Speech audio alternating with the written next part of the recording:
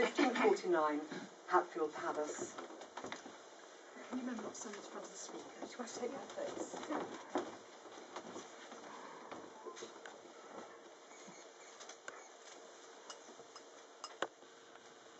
Fireplace.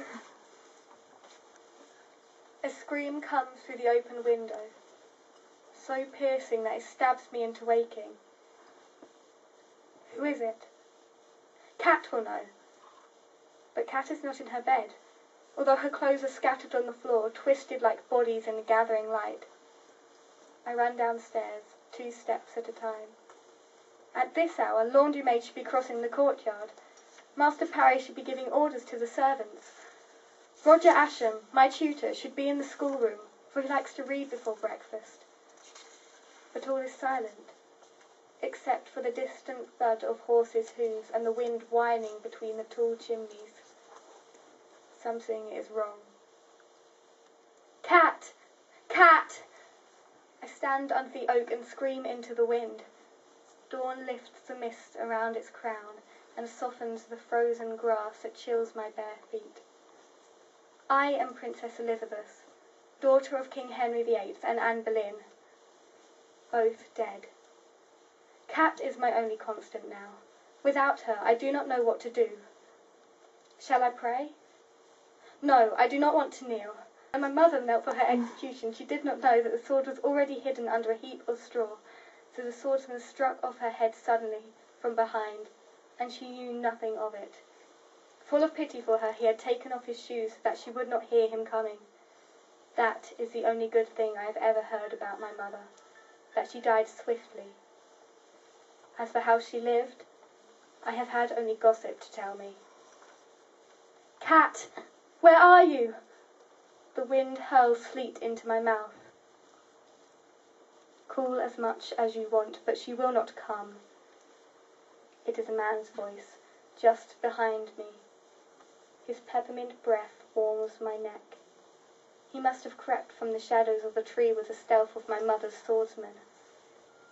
I turn my head, take in his short hair and beard, his face bloated from Christmastide, although Twelfth Night is 2 weeks past.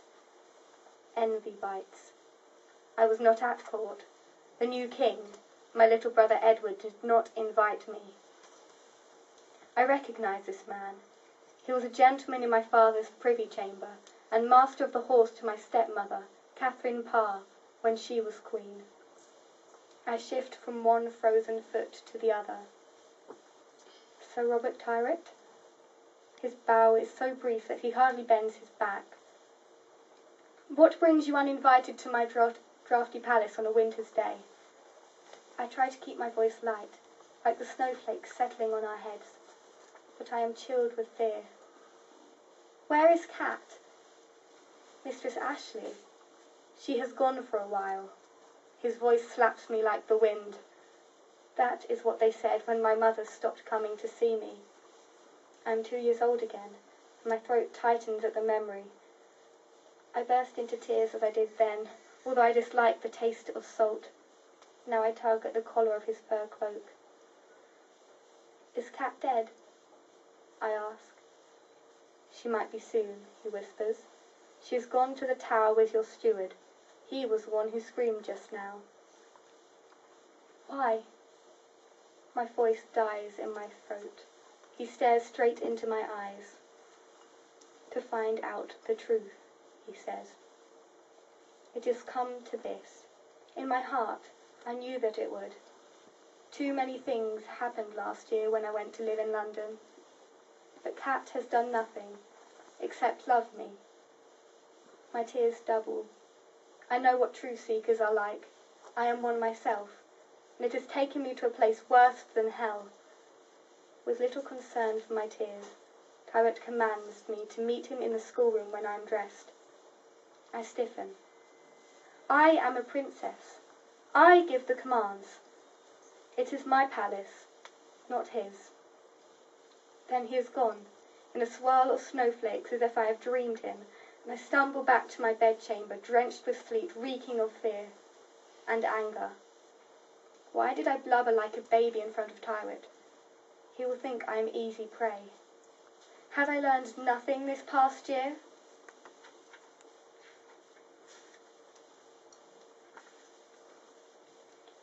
Tyrwhitt smiled like a fond father. Let us talk of Thomas Seymour and you. There is no Thomas Seymour and me. He is old enough to be... He is almost 40. Yes, yet there are things, he lowers his voice, which you might want to confess to me now, before Mistress Ashley is forced to confess them. Shameful things that we might attribute to, let us say, youthful folly. The day has barely lightened beyond grey at the window. It was at such times that Thomas Seymour came to my bedchamber. I am close to fainting. Hunger gnaws at my stomach. I have not eaten this morning. What do you mean? I whisper. You were seen in Lord Seymour's barge on the Thames last Shrovetide, alone. And before that, he coughs. The door creaks. Blanche Parry comes in, her eyes swollen with weeping. She does not look at me, but, clumsy with nerves, bangs a silver dish onto the table between us. A dish of sugar roses. My breathing quickens, my cheeks flush. Nobody makes sugar roses for me here. I do not permit it. Tyrwhitt knows. I do not know how this will end, but I know how it began. Little more than a year ago, when the leaves curled like flames on the morning of my 14th birthday, with a sugar rose.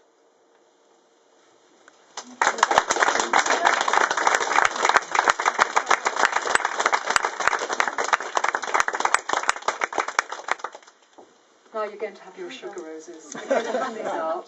I'm going to tend to